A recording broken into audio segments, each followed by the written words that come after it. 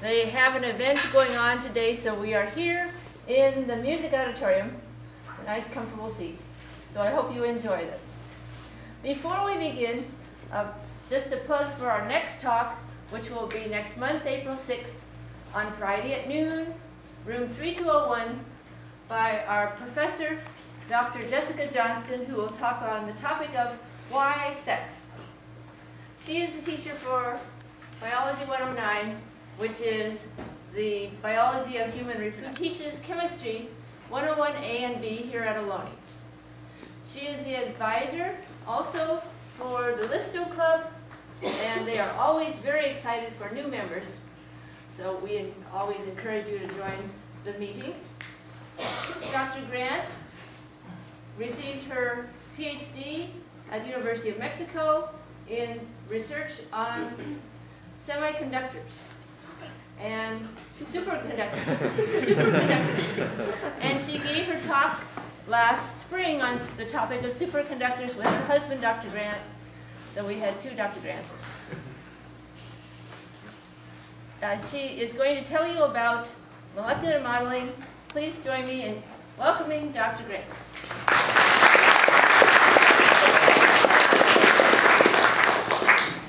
Thank you, Ms. Nichols. It's a pleasure to be here. I'm not used to this room. When we were coming here like 10 or 15 minutes ago, we had some music. But now we don't have any more music. Oh, I thought it was a good background. Okay, so we are going to be talking today about some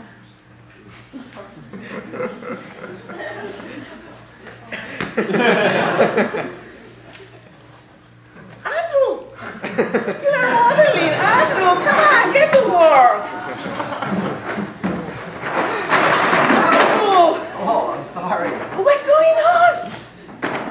Okay, you don't film that, okay? That didn't happen. It's not for the records. He's not my student.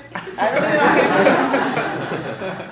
So, anyhow, molecular modeling. What is molecular modeling? It's not that type of modeling. It's trying to think about molecules, how we visualize molecules. Yes, molecular modeling. So we know about chemical compounds. So we see water, right? And then we see water every day, and then we have a name for that. We look at it. We have some properties that everybody knows about these properties. But do you really know why ice floats on water? Maybe you do, maybe you don't.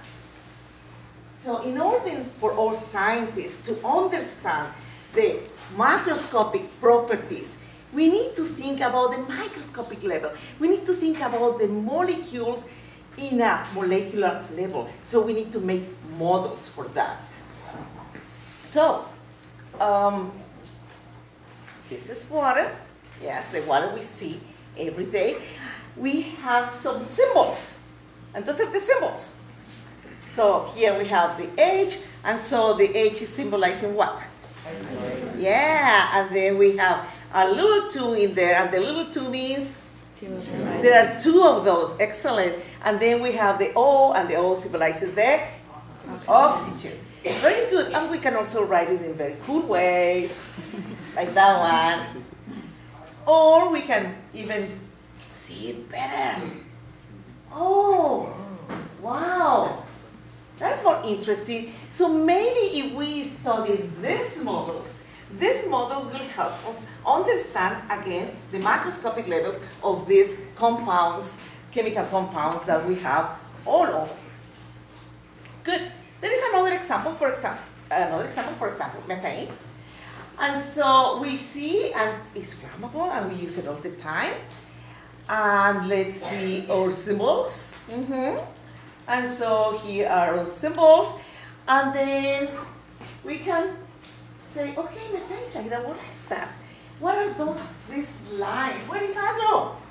Modeling again? So we are going to try to build some those models. And you know, those models we have everywhere. We buy them.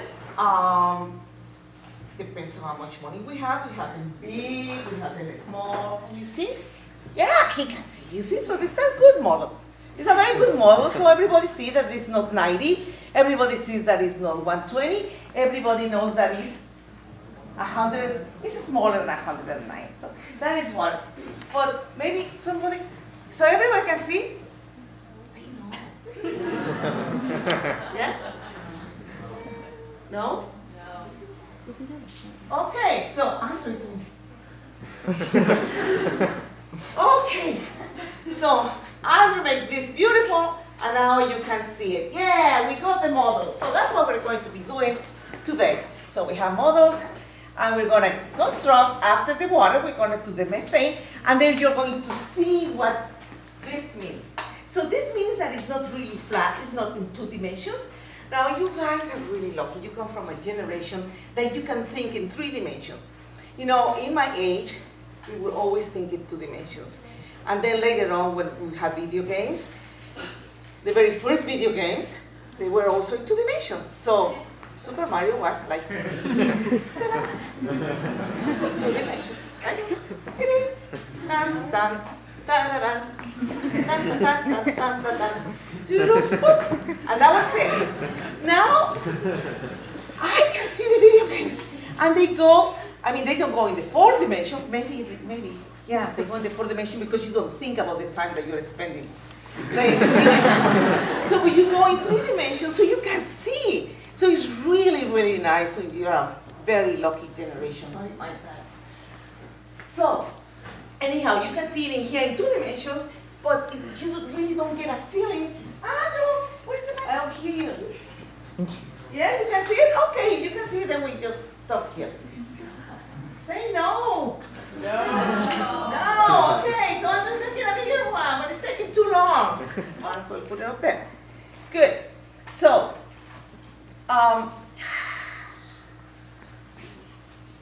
good. Our friend. We all know our wonderful friend. We cannot live without it. You know the name? Yeah. Well, maybe if I tell you that's what it is, will you recognize it? No? Mm-hmm. But interesting. This is a caffeine. Okay, Andrew?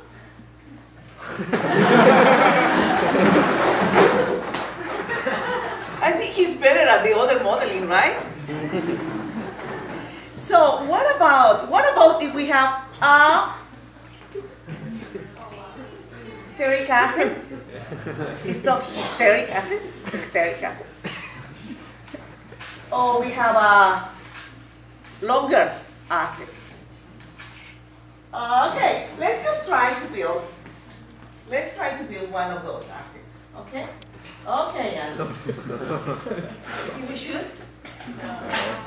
Why not? This case is glycine, and glycine is an amino acid.